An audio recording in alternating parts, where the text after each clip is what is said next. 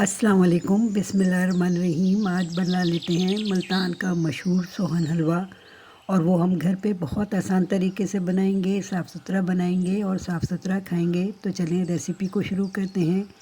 इसके लिए मैंने हाफ़ कप मैदा ले लिया और मैदे को मैंने खूब अच्छी तरह से छान लिया था। तो हाफ़ कप मैदा लेंगे तो उससे भी हाफ़ हम लेंगे ये समनक अंगूरी आटा। इसकी रेसिपी मेरे चैनल पे मौजूद है, बहुत आसान है इसको भी बनाना, बस कुछ दिन लगते हैं। गंदम को गीला करके और बार बार की गीला कपड़ा करके उस पर रखते रहें गंदम के दानों पे, साबुत गंदम के दानों पे, और जब उसमें जड़ें निकल आएँ तो उसके बाद उसको धूप में 4-1 दिन सुखा लें और उसके बाद इसको पीस लें। तो ये समनक बन जाता है, और अंगूरी आटा भी इसे कहते हैं। तो ये 1/4 कप मैं लूँगी, यानी जितना आप मैदा ले रहे हैं उसका हाफ़ आपने ये समनक या अंगूरी का आटा लेना है। थोड़ा थोड़ा पानी डाल के तकरीबन आधे गिलास से थोड़ा ज़्यादा पानी मैंने इसमें डाला है। अब इसको अच्छी तरह से मिक्स कर लेंगे और इसको पेस्ट बना लेंगे। मैदे और समनक का हम पेस्ट बना लेंगे। तो ये देखें, बस इतना पानी इस्तेमाल हुआ है गिलास में से। तो बस इसको एक तरफ रखते हैं। अब ये 2 किलो दूध है और दूध को मैंने गर्म करके ठंडा कर लिया था, और ये मलाई जो है इसमें इसके साथ ही मैं इसको पकाऊंगी, तो मुझे असली घी नहीं डालना पड़ेगा।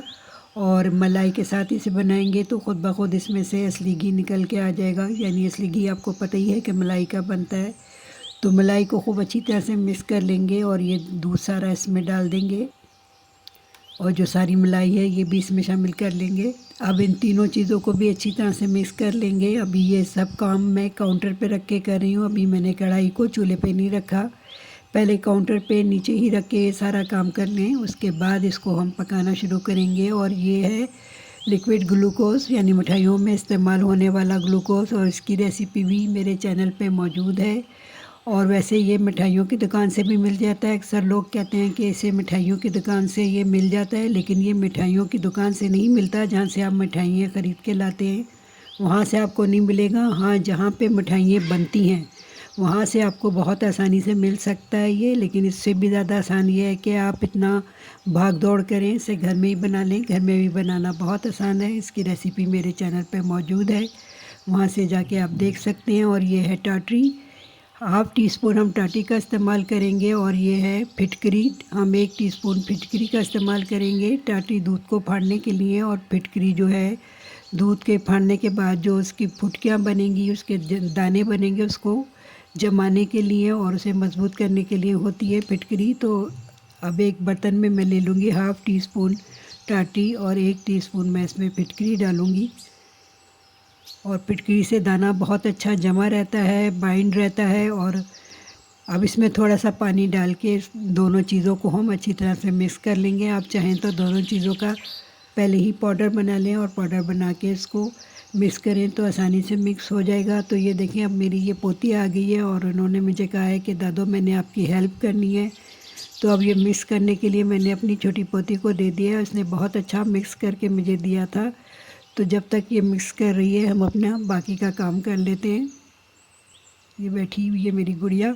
तो अब मैंने कढ़ाई को चूल्हे पर रख लिया है और मीडियम फ्लेम पे इसको रखा हुआ है। और अभी हम जब तक इसे पकाएंगे कि एक उबाल आ जाए इसमें, और जब तक इसमें उबाल नहीं आता इसको मुसलसल चलाना है। इसको यहाँ पे चलाना नहीं छोड़ना, नहीं तो ये जो मैदा और समनक का जो आटा हमने डाला है वो नीचे लग जाएगा या उसमें दाने बन जाएंगे। तो बस जैसे ही एक उबाल आएगा तो हम इसको बंद कर देंगे, और बंद करने के बाद भी इसे थोड़ी देर चलाते रहेंगे ताकि इसमें मैदा वगैरह जो है उसकी दाने ना बने। अब ये जो मिक्सर हमने फिटकरी का और टाटी का बना के रखा था, तो ये सारा हमने नहीं डालना, हम इसमें थोड़ा थोड़ा करके डालेंगे जब तक कि ये दूध फट जाए। इतना ही हमने डालना है, सारा ज़रूरी नहीं है कि ये सारा ही डाला जाए। तो ये देखें, ये आहिस्ता आहिस्ता डालते रहेंगे, और बहुत आहिस्ता आहिस्ता हमने यहाँ चमचा चलाना है। बहुत अगर तेज़ी से आपने चमचा चलाया तो इसका दाना टूट जाएगा और एक ये लिक्विड सा बन जाएगा। हमें क्योंकि सोहन हलवे में दाना चाहिए, तो इसके दाने को हमने आराम आराम से हिलाना है ताकि इसका दाना बना रहे। तो बस इस तरह से ये देखें, ये दाना अब इसमें बनना शुरू हो गया है। दूध आपके सामने सामने फटा है, पानी अलग हो गया है और ये फटा हुआ दूध अलग हो गया है। और ये देखिए, बड़ा अच्छा सा इसका दाना बना है। जो हमने फिटकी डाली है उससे इसका दाना बड़ा अच्छा बनता है। तो अभी हम इसे, नरम है, इसका दाना बना रहे तो हम इसको 5-7 मिनट के लिए छोड़ देंगे। तो ये देखिए इतना सा ये लिक्विड बच गया है। तो अब हम इसको 5-7 मिनट के लिए छोड़ देंगे ताकि इसका दाना खूब अच्छी तरह से जम जाए। उसके बाद मैंने इसे दोबारा चूल्हे पे रखा है। 1 कप इसमें चीनी डालेंगे या अपनी पसंद के मुताबिक, मीठा कम खाते हो तो थोड़ा कम डाल लें। हाफ़ टी स्पून डालेंगे सब्ज़ इलायची का पाउडर और थोड़ा सा जर्दे का रंग डालेंगे, इससे हलवे का कलर बहुत अच्छा आएगा। तो अब इन सब चीज़ों को बहुत आहिस्ता-आहिस्ता से मिक्स कर लेंगे। तो ज़रा सा जर्दे का रंग मैंने और डाल दिया है ताकि बड़ा खूबसूरत सा हमारा मनचाहा सा कलर आए इसमें। अब ये लिक्विड ग्लूकोज़ जो मैंने बनाया था, ये तकरीबन 4 टेबल स्पून था इस बोतल में, तो मैं सारा डाल दूँगी। तो इससे जो है इसमें बड़ा अच्छा हलवे में तार बनेगा। जो सोहन हलवा, मुल्तानी सोहन हलवा अक्सर आप बाज़ार से लेके आते हैं तो उसमें एक तार सा बनता है, तो वो इसी से बनता है। तो ये 4 टेबल स्पून मैंने लिक्विड ग्लूकोज़ सारा ही डाल दिया है। और ये देखें अब ये इसका दाना बहुत अच्छी तरह से बाइंड हो गया है, अच्छी तरह से बन गया है इसका दाना। अभी ये ख़तरा नहीं है कि इसका दाना टूट जाएगा। तो अब इसको मीडियम फ्लेम पे हम खुश्क होने तक पका लेंगे और बीच बीच में कभी कभी चमचा हल्का सा चला देंगे। अब इसको नीचे लगने का डर नहीं है क्योंकि इसमें पानी शामिल है। तो जब तक हम मोल्ड तैयार कर लेते हैं, एक चौकोर ट्रे में मैंने बटर पेपर बिछा लिया है, इस पर थोड़ा सा घी लगा के इसको अच्छी तरह से ब्रश से चारों तरफ लगा देंगे। इसकी दीवारों पर भी लगाएंगे ताकि जब हलवा हम निकालें इसमें से तो आसानी से निकल जाए। तो बस इसको तैयार करके एक तरफ रख लेते हैं। तो ये देखें इसका पानी काफ़ी हद तक खुश्क हो चुका है और दाना बड़ा अच्छा बना है। ये फिटकरी की वजह से ही इसका दाना बनता है। कलर भी इसका बहुत खूबसूरत आया है। तो बस इसको हम और थोड़ा सा पका लेंगे। और देखिए इसमें खूब जो हमने मलाई डाली थी उसका खुद ब खुद इसमें असली घी बन के तैयार हो गया है। हमें यहाँ पे असली घी डालने की ऊपर से ज़रूरत नहीं। अगर आप बग़ैर मलाई वाला दूध डाल रहे हैं तो यहाँ 3 टेबल स्पून असली घी या बनास्पति घी आप डाल सकते हैं। तो घर में बनाने का यही फ़ायदा है कि मीठा भी आप अपने हिसाब से रख सकते हैं और घी अपनी मर्ज़ी से कम ज़्यादा डाल सकते हैं, जिसको जितना पसंद हो, जितना उसको अपनी सेहत के हवाले से भी उसको देखना पड़ता है, जितना उसको खाना हो। तो अब इसका हम अच्छी तरह से इसको खुश्क कर लेंगे। यहाँ पे ये देखें मैंने खुश्क कर लिया है, लेकिन एक बात का आपने ख्याल रखना है कि इसे ओवर कुक नहीं करना। ज़्यादा अगर इसे पका लिया तो ये इसका दाना सख्त हो जाएगा, हलवा सख्त हो जाएगा, तो फिर खाने में अच्छा नहीं लगेगा। बस अब फ़ौरन से इसका चूल्हा बंद कर देंगे। अब ये जो मोल्ड हमने तैयार किया था इसमें अखरोट लगा देंगे और अखरोट की सीधी वाली साइड नीचे रखेंगे। जब हम इसे पलटेंगे तो वो साइड ऊपर आ जाएगी। तो अखरोट लगा लें, पिस्ता लगा लें, बादाम लगा लें, जो भी ड्राई फ्रूट आपके पास हो तो वो लगा लें। सारे मिला के ड्राई फ्रूट लगा लें या सिर्फ एक बादाम या अखरोट से बना लें।